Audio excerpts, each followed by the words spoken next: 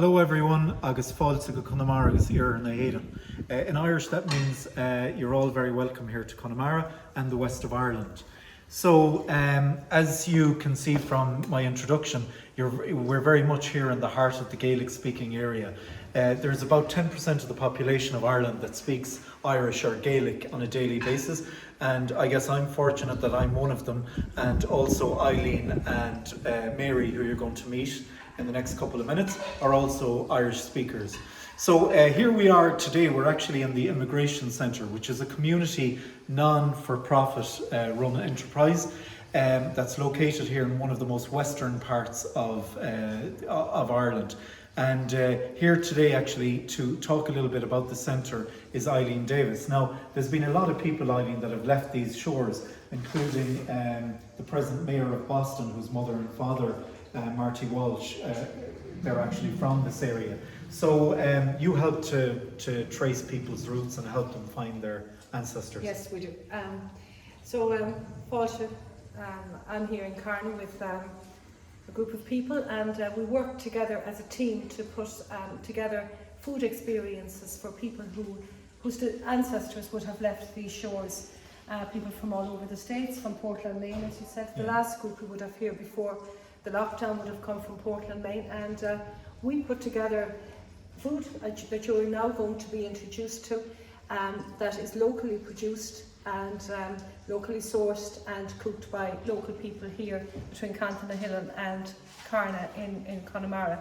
This building, as Pádraig said, is a community building. It is built by the community, and not only for the community but also for the descendants of the people from Connemara who would have immigrated all over the world. We would have fundraised ourselves, but we would also have got massive help from Údarás na Gaeltachta and Rian na Gaeltachta, and people like Pádraig Ó is the exact perfect person to bring groups into this area so that people who have gone can see what has been left behind.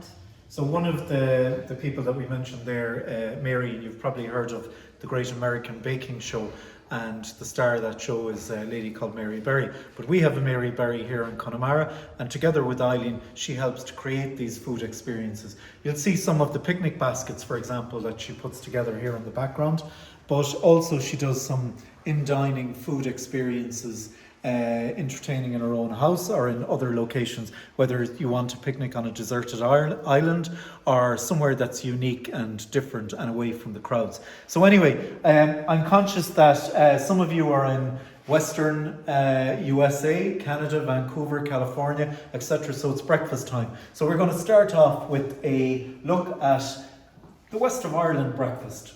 What your ancestors back in the day might have eaten, but now is becoming fashionable and trendy again. So, hi Mary, tell us about the breakfast. Hi, welcome, hello, and welcome to Corn and Connemara. I'd like to introduce you here to John Joe Flaherty. He's our local fisherman and chowder maker extraordinaire. Now what I have here is some scallops, and we're going to pop them onto the pan. They're local, they're fresh and they're juicy, and we're going to pop them on the pan, and we are going to have some bacon with them, and he's going to cook us a nice breakfast, and let him get on with that, and when we come back we'll have it ready. Now I'll go along here and we'll show You're you going to tell us about some of the foods that would have Yes. evolved over the years. Yes, scallops here would have been fried on the pan with bacon. That would have been the preferred flavour. Bacon and scallops kind of are a marriage made in heaven. They really complement each other. Also, people enjoy here is scallops in the shells. We have some cream here, some sherry, and we also have a little crab meat and potato. And this goes down very well with guests. I have a shell here. Sometimes we stuff it as well. People love that. And we grill it, and it's very tasty, and they enjoy it. And then one of the, I suppose, my own family's favourite and the local favourite here is I have here, it's a kind of cross between a fish stew and a bisque. I do a broth bisque from the lobster shell, and then we add all the rest of the flavours from it. And it's really wholesome, and it's tasty, and you have crab, you have clams, you have lobster, and an absolutely wonderful broth. And we often eat this with bread, and of course we have to have potatoes because we're Irish. But whatever, it's very tasty and nutritious. And nutritious. And you have lobster here, your own take on a lobster. Yeah, and this here is I suppose another favourite. It's a take on a Nuremberg lobster, And we have, again, brandy, cream and butter and a cooked lobster, and we grill it, and that also goes down terribly well.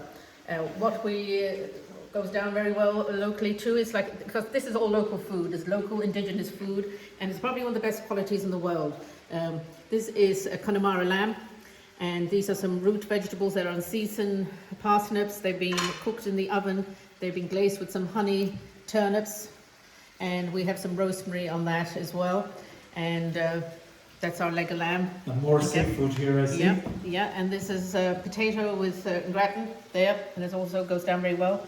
Some sourdough bread locally from one of our local bakers, and that goes really well with the soup. And then here, really, we are really very good with seafood here. Not to be showing off, but it's probably some of the best in the world. We have some really delicious smoked salmon, cured mackerel, and we have some fresh salmon here that's been grilled in the oven, and people really love this because it's got great flavour to it. And here we have some local seaweed that's been pickled, and it's got sesame seed. This is the new twist on maybe seaweed. Maybe this wouldn't have been done in the past, but it is now, and it's very popular. We also have here some oysters, and these now would be local oysters.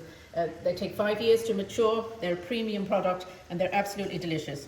And I have here some cooked lobster and crab claws. They're everybody's favourite. So we have some stories here about the salted fish, or the salted rockfish, or the wrasse fish, as it's known. So tell us a little bit about that, Mary. Yeah, this fish is in Irish it's called Palapuy, and it's a wrasse Morris fish. There's about 5 different species. Ireland would have most of them. Some of them are quite rare. And they would live in inlands and rocky areas, and they would eat crustaceans off the rocks. And as you can see here, it's like my children would say, they call them dinosaur fish. And like I say, they don't have a good dental plan. But this fish would be one of the fishes that I suppose would have been fished more commonly locally, really in South Connemara and in the Gaeltha. And it would be sustenance for the winter, and it would be very important. It would be cured with salt, and it's a very, I suppose, bony fish. But a lot of people don't like it because it's bony, but I suppose for the locals they like it. And funny thing is, the heads are actually part of their favourites. Now this fish, it travels a lot. It travels all over the world, particularly to America and England. And people who have travelled and lived there, we send this over in parcels, and it would be tradition to send this over. And when you'd be travelling and you were going on the plane, and the village, anybody would knew, because everybody knows everyone when everybody's going anywhere, people would turn up with bags to send over to their relatives.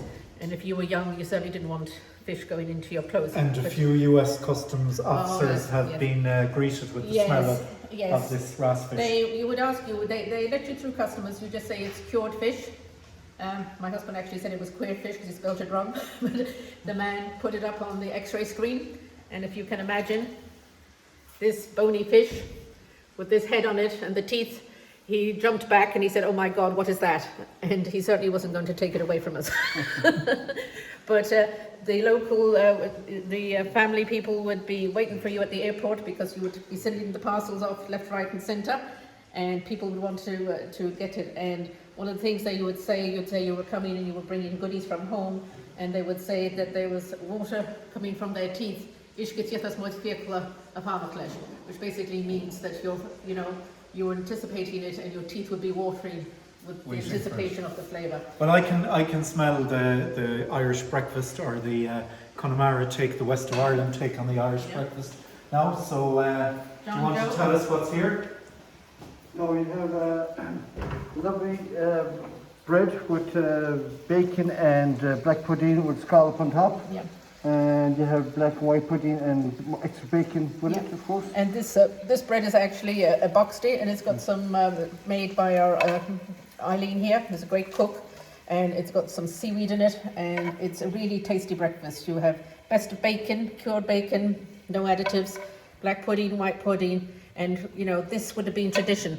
Now probably with a little bit more upmarket, we'd have a bit of salad, a bit of coleslaw, and some tomatoes. That now would have been considered modern. But now it's everywhere, and this actually is a very nutritious breakfast, the scallops, and it's terribly tasty.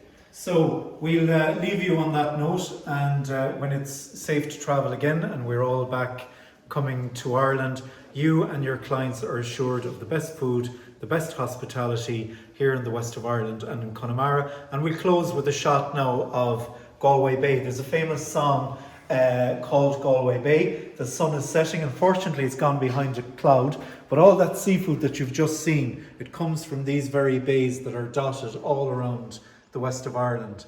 So we hope to see you again soon, and Guramahagi, which means thanks very much, and Slán go fóill.